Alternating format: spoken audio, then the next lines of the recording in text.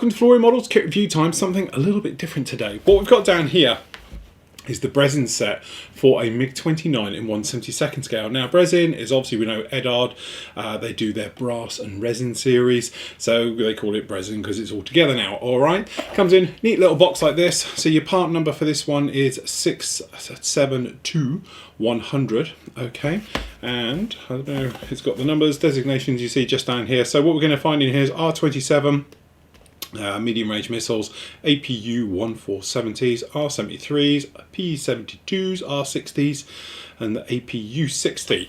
Okay, now the reason I got this one purely was because I got in, obviously we've just seen the Zvezda MiG 29. I'm hoping to get the Trumpeter one in shortly as well to review and all the rest of it. And it was just that thing of kit ones usually are a bit naff, let's face it. So I was hoping that perhaps, you know, that little weak link you get with them, they tend to be one piece molded.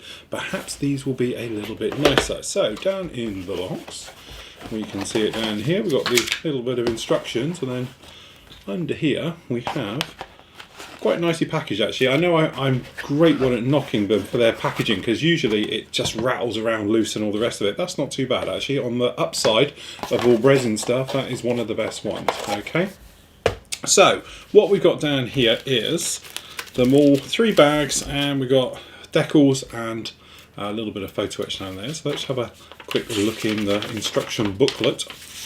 Okay, so down here we've got the R27, okay, and the APU 470, which are the sort of the medium range missiles, and the decal placement and the colour callouts for them, just like that. Okay, so that's quite nice. So let's have a look at those first. Now we can pop these little guys out. I'm always paranoid about getting these things out because little bits fall out with them, and there's a classic example right there. Okay, because that little bit there is obviously something very important. That will be a fin. Okay, so that's come off.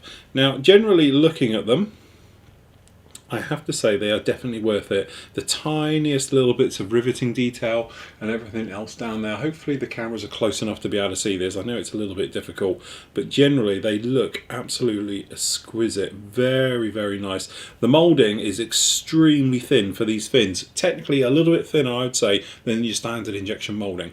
So actually they are absolutely exquisite. The fins, again, fully riveted details. Hopefully you can catch them in the light. You can see the actual riveting in those as well. Very nicely done. Very nice indeed. So straight off the bat, they are a vast improvement. But with all of these things, like all aftermarket, what you have to do is weigh up the amount you're going to spend on it versus what you're going to get out of it, i.e. we're talking your bang for your buck. I'm a great believer in a colour photo etch set, just for the cockpit. You know, you don't need full everywhere and all the rest of it. Obviously you can if you want to, but what I'm saying is for bang for buck, I think that is probably where I'll put my money. A nice ejector seat as well, if you're not going to have the pilot figure in there, again, because bang for buck, it gives you the best detail. So it's interesting to see on these guys, to see exactly what these are like. Okay, so down in here we have, because what it is, you get the APU and then you should get the R, or is it the P? Yeah, the R version is obviously the infrared one, I do believe, and then the APU is sort of the radar guided version, unless I'm mistaken. Very nice as well because you get tiny little bits of photo etch for these guys as well. So let's have a look at these little guys in here. Again, I'm terrified about breaking them, they are so small. So we've got seeker heads down just like that. Actually, that's not a seeker head, is it? I thought one of them is the seeker head, one of them is the exhaust. So we've got the exhaust just down there, which are beautifully done, very high quality casting, as we imagine from the resin stuff. And we've got the nose as well with the seekers, with the tiny little tips on them, just like that. And then we've got the missiles themselves. So this little guy down here is the body of a R60. Okay, as you can see it, very nicely done. Details are absolutely exquisite. Okay, and definitely going to be a bit of an eye catcher on your model against, you know, this is one of those things, probably if you're going to put it up against something else that's in that range, you wouldn't really notice it, but you put up something that is a kit form one against this one, it's a million miles apart and it'll look so much better on your aircraft. So this little guy down here is obviously the R73. It's got the slightly different fin set on it and all the bits and pieces just as we see it like there. So some very, very nice casting just off of them. For the back of all the missiles, you get these guys, and it's probably better to keep it on the white sheet so you can see it. But down here, these are the little nozzles from the rear and the little bits of metal that are going to curve around it and be on the side of it and all the rest of it. Fiddly is going to be an understatement to put that on. Speaking of fiddly, also down in here, before we move on to the pylons, if we get this off the backing sheet, that is all your decals for it, which, as you can imagine, they are tiny. We're talking 1 millimeter, sort of width on these guys. Some I would say are even less than that. In fact, in some of those, I would say that's probably 0.2 of a millimeter thick. Definitely something to take your time with. Okay. And again, though, don't forget, this is modelling at the end of the day. You can do as much or as little as you want with it. So if you want to go for it, then obviously knock yourself out. Otherwise, probably I'd take the big ones that are going to be more noticeable than perhaps some of the tiniest ones you're never going to notice. Okay. So last up, we've actually got the pylons. So the pylons are just down in here. This guy's just out here. So it's nice to get the replacement pylons as well than just the missiles, because these will probably be a lot nicer than the other ones, and they certainly are. Beautiful set of pylons down there. Okay, so we've got the pylons. So these are the P72s. Are these the smaller ones? Is the P72 something else like that? It's not actually. Perhaps I'm wrong here. That's an R. Okay, so this one here is an R17. Actually, forget that.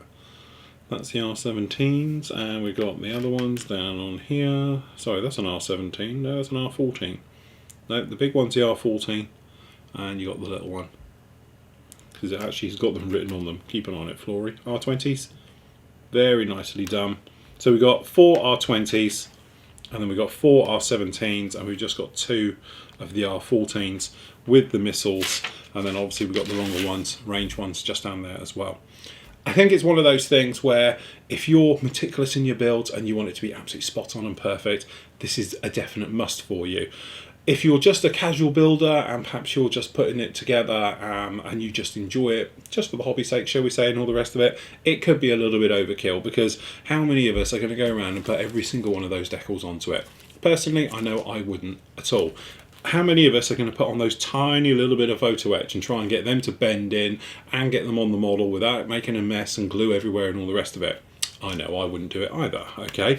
But the pylons, I think, are definitely a bit of a must, and the weapons on their own. So even for getting down, doing the decals, perhaps take the decals from the kit, put them onto it, or just select the decals you want to put them on, it is definitely a well worth upgrade.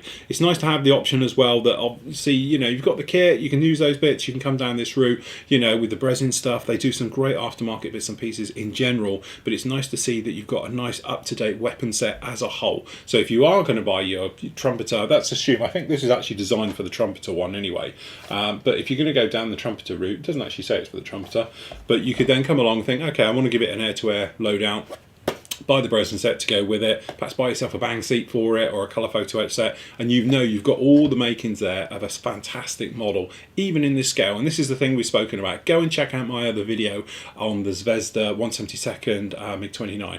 It's a beautiful kit, some lovely details in there, and this will go along to make it jump, really pop in a positive way. The kit itself is basically there. This would just take it to that top-notch point to it. So there we go, that is Eduard Bressin set for the MiG-29. That is kit number 672-100.